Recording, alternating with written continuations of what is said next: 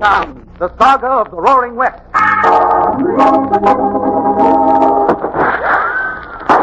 Frontier Town.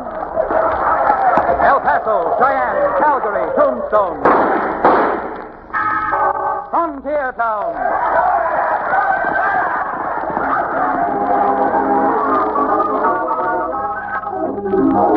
Here is the adventurous story of the early West, the tamed and the untamed. From the Pecos to Powder River, Dodge City to Poker Flat.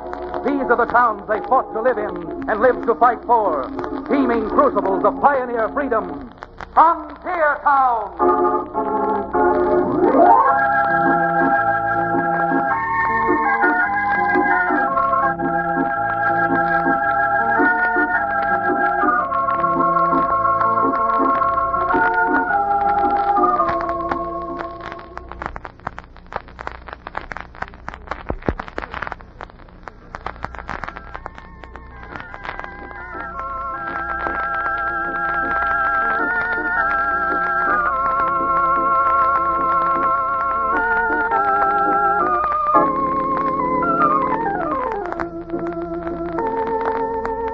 Howdy. You know, there are some folks who think the life of a lawyer in a frontier town like Dos Rios is a pretty dull existence in comparison with the cowboys or ranchers. But just you take it from me, Chad Remington, that my days trying to practice law in a cow town are a lot more exciting than if I'd stayed out at the ranch my father built and left me when he died a few years ago. Oh, I don't mean that I'm up to my boot tops in rustling trouble or shooting it out with gents on the dodge from the law all the way from San Antone to Santa Fe. But with the type of character the frontier has attracted, we've got just about as many scheming evildoers as we have solid church-going people. Oh, just to give you an idea, a few weeks back when the new spring hit us with a vengeance and the sky overhead was as blue as a mountain lake, I took a ride to see how the trout were doing in a little pool that only I know about. With me, as usual, was my constant companion, Cherokee O'Bannon, who gave up his daily tips with the law for selling the highly volatile alleged remedy known as genuine Cherokee Indian rattlesnake oil for the more peaceful pursuits of operating a livery stable. A livery stable, by the way, over which I have my not very flushy offices. Well, Cherokee and I were jogging along with our legs hooked over the horns on our saddles, thinking ahead just about 3 weeks to the time when the big trout would be raring up hungry. Dad, my bewildered and bucolic backwoods Blackstone, what train of thought is running through your cunning cerebellum which causes that simpering look to appear in your formerly forbidding physiognomy? From the inflection of your voice, Cherokee, I imagine that was a question. But what you wanted to know, I'm unable to decipher since I don't carry a dictionary in my saddlebag. My lad, I was just asking what you were thinking about that gave you that faraway and dreamy look. I was just thinking about that clear blue stream. Yes. And that wonderful, cool, deep water. Oh, no. Water. Never mention that word in my presence again. All right, O'Bannon. But I want you to know that your favorite beverage owes its flavor, if any, to the limestone waters of Bourbon County, Kentucky. Well, is that so? Quite a neat bit of flavor saving. Flavor saving? Yes, indeed. Bottling the chaser right along with the spirit. And I hope after this, Mr. O'Bannon, you'll have more respect for H2O. Between us, my esteemed friend, H2O comprised 96% of my rattlesnake oil, too. Kill the taste. The only thing that could kill the taste of that stuff is about 3 shots. 3 shots? An excellent suggestion. 3 shots from a Colt 45, I mean. Sir, you're turning into a destroyer of dreams. As your landlord, let me advise you that hereafter I expect you to... Hold it, Cherokee. There are some shots, the kind I was talking about. Now get your knee unhooked from that saddle horn and let's start making tracks. That sounds like a regular gun battle. Get up there, you. Come on, Cherokee. This thing sounds serious.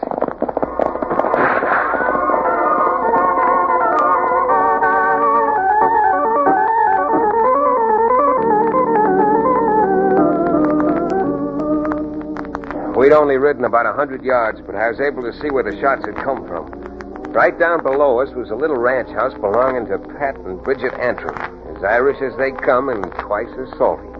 Both Bridget and Pat were in front of their house. Bridget with her shotgun and Pat with a Winchester, sending lead singing over the head of a very frightened gentleman in store-bought clothes. As we pulled up, I thought the stranger was about to collapse. His knees were shaking so. You just a sip flour. And what my wife misses with her scattergun, I'll drill you through with this. Bridget, Pat, now hold it, will you? Put those guns up. You keep out of this, Chad Remington. But, madam... And you keep out of this, too. Because in a bannon or not, I'll give you a dose of the same medicine I'm going to give this sniveling, sidewinding snake. Gentlemen, get me out of here. Well, we'll get you out all right, mister, and all in one piece. Now, come on. The target practice is over for today. No one's going to tell me. No one's going to tell you anything, Bridget. If you don't mind, I would like to ask you a few questions. No one's asking me anything until that pussyfooting varmint's off my property. Then now get off. But see here, I've got a perfect... The only perfect thing you've got right now, my friend, is a perfect chance of getting shot. So if you'll take Mr. Remington's advice, which he usually charges for, you'll amble out of here while you're able and give us a chance of quieting down these good people. If you're interested in your health, you'll be moving along. Yes, very well. But I'll be back out here with the marshal. And you just remember that.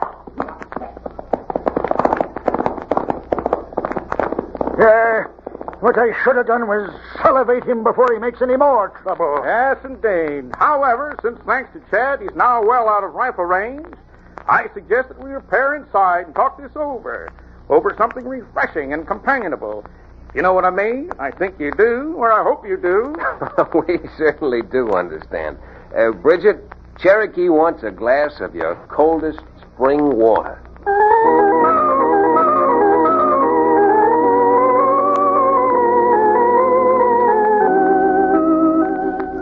Well, I don't know what more to tell you, Chad, or how to explain He it. just rode up here and started ordering us around. Well, I can't tell without checking up on it with the county assessor, but it's perfectly true that when the county put in that wooden culvert 5 years ago to drain the water off Pine Top Hill, they did levy an assessment on the Button property. Didn't you ever get a bill from the assessor? Nearly so much as a piece of paper with a blot of ink. And no slick-talking spalpeen is going to steal 160 acres that Pat and I have slaved to get. And to make something of. Well, that's something that remains to be seen. However, here are two things which are certain. First, that there was an assessment levied of about $20 or $30 against your property. Second, if it hasn't been paid and it's gone to an assessment foreclosure sale, Mr. Beauregard has the right any citizen has of paying it and bidding in the property. You're a fine lawyer if you tell me that's the law. Bridget, I don't make the laws. I just try to interpret them, see that they're applied with a certain amount of justice. And you call it justice that a man like that evil-looking bumpkin Beauregard can steal 160 acres that are worth $5,000 by merely paying $20? Quite the opposite, Pat. There's a good deal of injustice in it. But the first thing Cherokee and I are going to do is ride into town and talk to the marshal. And I want to know if the assessment was in arrears and if Beauregard has already bought it in or is just bluffing.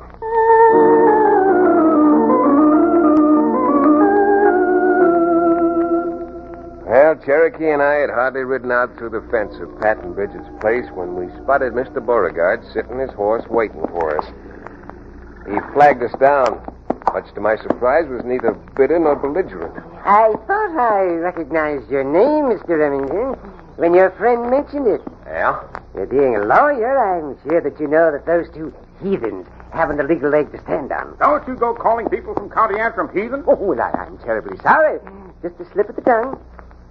Yeah, you do it again and I'll slip the tongue for you. I'll do it with this. All right, Cherokee. You've upheld the reputation of all the Irish from Killarney to, well, in your case, the Blarney Stone. Now, getting back to you, Mr. Beauregard. As you say, Pat and Bridget seem to have no legal redress. Well, that's because of the way the law is written. Loopholes up to here. The law's the law, isn't it? Well, there appears to be two kinds of law. What's on the books and what's fair and honest. And if you think I'm going to stand by and permit you to steal 160 of the choicest acres in the entire Dos Rios Valley away from two hard-working people, well, mister, you may know my name, but you don't know me. Are you trying to intimidate me, Remington? Oh, no. Far from it. No, I think you're a smart man, Beauregard. Therefore, I'm just giving you what is known as a word to the wise. Because I'll fight you through every court in the state if I have to. And I may even fight you a bit more personally. Anybody who'd do what you attempted to do is nothing but a nefarious, nickel-nursing no-good. And you don't have to pardon the expression either. But let me tell you something. Neither you nor anyone else is going to stop me from taking what is legally mine when I paid for it.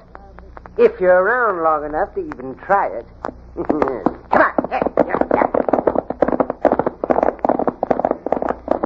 Chad, maybe you started out today to see about fishing for trout. I've got a feeling that for a while now we're going to be angling for a slimy old octopus. Come on, let's get back home.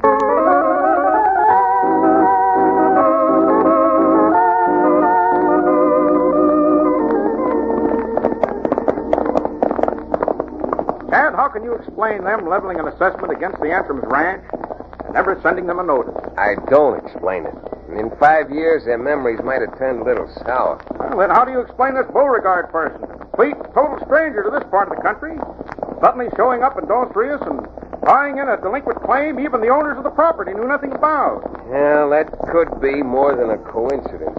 And if it happens... That last shot ordered my toupee in a new place. For God's sakes, Cherokee, fill your hand. Get your gun working. I see them now. 5 of them up there in those rocks. Well, let's make it 3 of them. Oh, they're scattering, heading for Pine Top. Come on, Cherokee, let's go. Small sacred swans, Chad. Where'd they go? Can't see hide or hair of them. They're hidden by those rocks. We'll get them. Come on. Wait a minute. There's someone coming toward us out of those rocks. Oh, confound the luck. It's so narrow through here, we'll never get by him without... Ah, look who it is, our friend, Mr. Beauregard. What are you doing up here, Beauregard? Gentlemen, I cannot tell a lie. I was out hunting for skunks. That answer your question? Yeah, it sure does. Get out of the way, man. We want to get through here. You can curb your anxiety, Cherokee. It's too late now, thanks to Beauregard. Huh? What do you mean by that? I think you understand what I mean. Just the way I understood you when you said you were out hunting for skunks. Oh, really? No, O'Bannon. Beauregard, if Cherokee and I look like a couple of skunks to you, you need glasses. Because we have spines running down our backs, not stripes. But after this little set to, I suspect you'll soon be wearing stripes. Stripes that run the other way. You'll be wearing them for a good long time.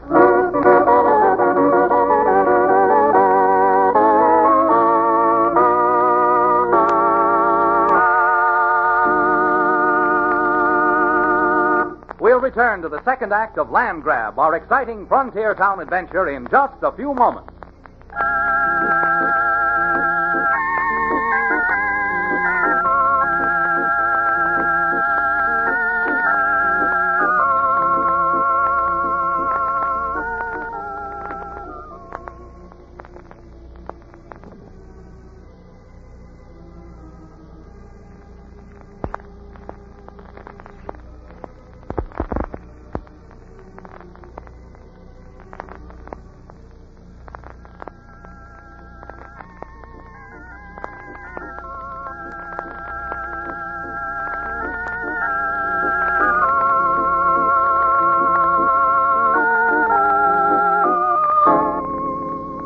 And now, Frontier Town.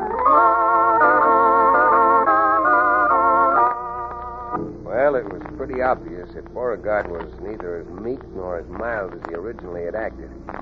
The lead pipe cinched that he had some gunslingers of his own who either tried to make certain that Cherokee and I never got any further into the matter or would be sufficiently warned to leave well enough alone. But all he succeeded in doing was in convincing me that there was something knavish going on. If there were a polecat in the woodpile, it would answer to the name of Beauregard. Well, Cherokee and I wasted no time in getting to town and to the marshal's office. The time was wasted, and the results disappointing. Marshal, do you mean to stand there with your marshal's badge hanging out, telling me that you're going to help Beauregard take possession of that 160 acres? I got my job to do, Cherokee, and that's part of it. But how is it, Marshal, that not only didn't the Antrums know of the delinquency, but apparently nobody else in Dos Rios did? What you mean? Thought I was making myself pretty clear. Apparently, the only person to know about the assessment not being paid is a total stranger. And as far as I know, a man who's never been in Dos Rios before. It don't make no difference if he come from China. The law says that anybody can check the records and bid in property on which the taxes or assessments haven't been paid. Well, that scarcely answers my question. Now, you looky here, Remington. This ain't no trial, you know. If you know anything about the law like you claim you do, why, you'll know that Beauregard is fully protected.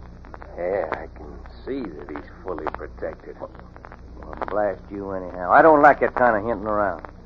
And if you try to interfere, you're going to find out that I ain't wearing this badge for nothing. No, Marshal, I don't think you are wearing that badge for nothing. I'm beginning to think you've decided to make that badge pay off. Why? Come on, Cherokee. The Marshal looks as if he's going to blow up. My clothes won't look too good all splattered with yellow.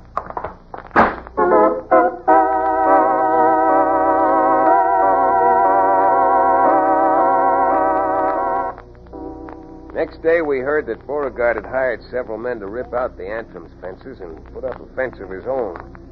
So, Cherokee and I decided to ride out there. There's something wrong, terribly wrong, but I still didn't know what it was. I'm warning you now. You pull another fence post and you can use it for a cross on your grave. Hey, Marshal, I demand that this woman be ejected from my property. Demand and be hanged. Just a minute, Beauregard. If it's all the same to you, I'd like to see the deed transferring the title of this property to you. Chet, you better keep out of this. Thanks, Marshal, but I'm here to give advice to my clients and not to take advice from you. Now, where's that deed? Go on, Beauregard. Show it to him. Well, all right. Here. Seems to be in order. What do you mean it seems to be? Are you intimating that I forged that deed? That's nothing? I'm not intimating anything. I'm just speaking my mind. If you have a mind, you'll get out of here before you get into trouble. Any trouble you or your kind might make for me would be very welcome. Get out of my way, Chad. I'll take care of you. Oh, now, hold it, Bridget. Cherokee, hang on, Oh, will no. you? I'll do it again. Again, promise my. Let me at that thief. Don't you dare call me a thief. Now, would you rather be called something else? A cheap, sniveling crook, for instance? In fact, I can think of a long list which I'll be only too happy to... Why, you contemptible... That's it, Dad. Call him again. Knock his teeth out, for knock his anyhow. Next time you jump someone with no warning, Beauregard, let this... Marshal, I'm demanding that you arrest this man. Arrest him because you attacked him? Oh, Bannon, if you don't want to go to lockup, too, you keep out of this. What? You mean you think you're actually going to arrest me? Well, I most certainly do. I warned you before. Now maybe you'll learn your lesson after you've had 60 days to think it over. Oh, now, wait a minute. What's the charge? Ain't no charge at all. It's all free. At the town's expense. Well, what I'm going to write on that docket runs all the way from trespassing right on up through assault and battery, so come on.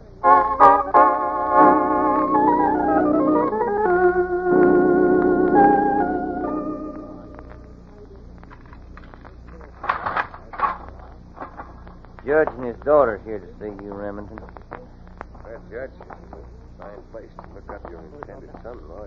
Cherokee told us what happened, Chad. This is an outrage. You mean you'll marry a jailbird lady? He never gets around to asking me. Nice. Chad, if you'd like, I'll sign an order getting you out of here. I certainly would like it, Judge. Well, not because your cell's so bad, but because I still have a case to wind up. Goodbye, Marshal. We don't need you around. I don't need you. Judge, how well are you acquainted with the Attorney General of the state? Ralph Stevenson? Known him and his family for years. Chad, do you really think you're in trouble? No, not yet, but I might be. Judge, if you can induce the Attorney General to come down here, I think we have a nice little case to try in your court in a few days. What do you want the Attorney General down here for? You and I know that Beauregard acquired that 160 acres legally. Legal or not, it's a despicable trick on two people as hardworking as Pat and Bridget are. As Beauregard and the Marshal have assured me several times recently, the law is the law. However, if what I suspect is true, there's another law with a lot more justice in it. One that I think fills the bill, fills it complete. What law is that, Chad? Well, offhand, I can't give you the book and page number, But it deals with a marshal conniving with a third party for the benefit of his own bankroll. You mean you believe the marshal is in with Beauregard? Probably. But it's more likely that Beauregard is just a front for the marshal. And I think with the assistance of the Attorney General, we can find out. Well, I'm sorry, Chad, but I don't quite see what you mean. Well, if your father will help get Ralph Stevenson down here, we'll all see what I mean. I'll personally be delighted to sweep out this cell before I leave it, so it'll be nice and clean when Beauregard and the marshal take over.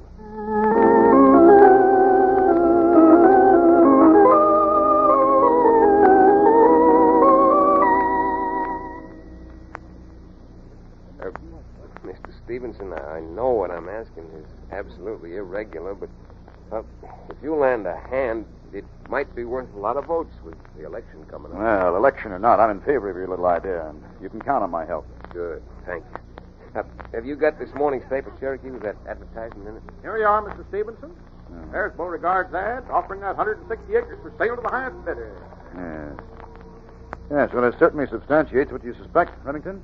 But since we can't get a conviction on what we suspect, I say let's go to work. Are you sure that you've never seen this Beauregard before? Well, unless I met him when he was using an alias, absolutely not. All right, then. Cherokee, you get us a couple of bandanas with holes cut out while I take Mr. Stevenson to the bank to get some money. Not meaning to seem reluctant about this, but have you thought what might happen to us if we get shot by a conniving counselor? I certainly have, Cherokee. Now, we'll bury you up at the Antrim place, right next to the well, so you'll always have a chaser handy.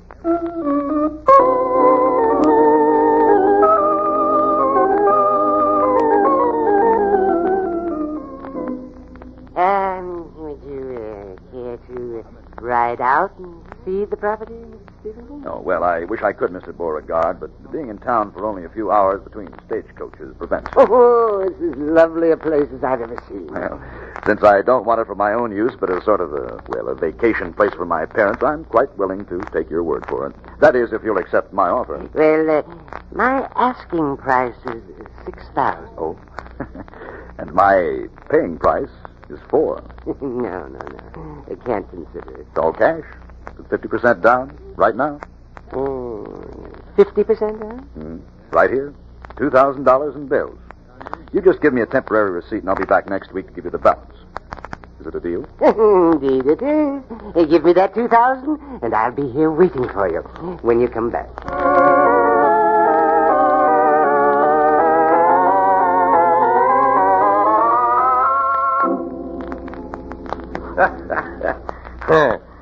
Beauregard, I got to hand it to you. A deposit of $2,000 in cash. What? I can't hardly believe it. You don't have to believe it. Here's your share. 1,000 in nice, crisp new bills. And there's still 16 other towns left in this county. Well, I'll tell you. There's one more place we can clamp down on just as soon as this gets... All right, just keep your hands where I can see them. Partner, relieve the marshal of that money. Indeed I will. Are you two loco breaking into the marshal's office and sticking us up? If I were you, I'd shut up. Here, my boy. Here's that lovely green stuff. Just as crisp as lettuce. All right, now go call Stevenson. Stevenson. I'll get him right in here. Come in, Mr. Stevenson. Good. I see you've got the money. So that was your scheme. Get a receipt for my property and then steal the money back. Only a crook like you would think of a trick like that. Are these the bills you marked, Mr. Stevenson? They most certainly are. And through the window, I could see they were in the marshal's possession. Uh-huh. Now, as Attorney General, wouldn't you say that's about a 25-year crime? Attorney General? Cherokee, grab him.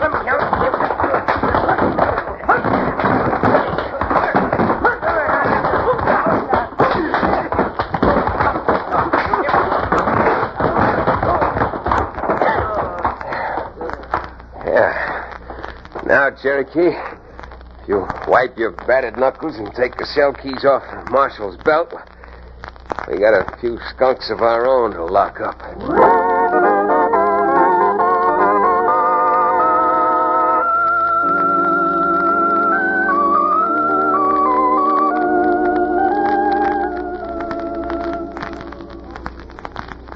Chad, I could kiss you for all the help you've been. I'm not declining the honor, Bridget, but O'Bannon here deserves half the reward. Reward? For a man of Milo character, couldn't you suggest something more suitable? If you know what I mean. Nothing doing. The only thing you're getting to drink is water. Well, water. I'd rather drink yours. Yours? What's yours? I've got you there, my boy. Mine'll be 6 fingers of bourbon, and I want it quick.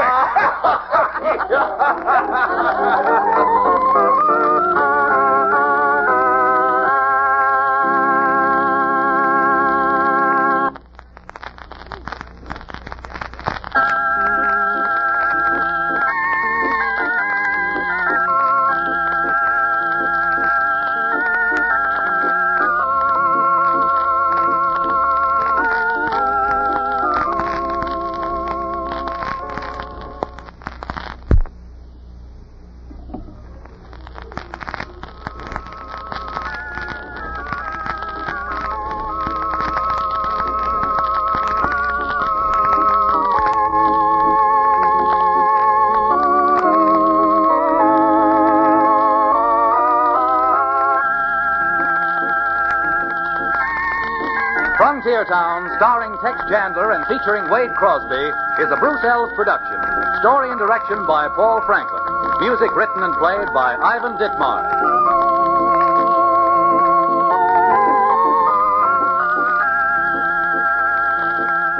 Be sure to be with us again, same time next week, for another fine action-adventure story with your favorite young Western star, Tex Chandler.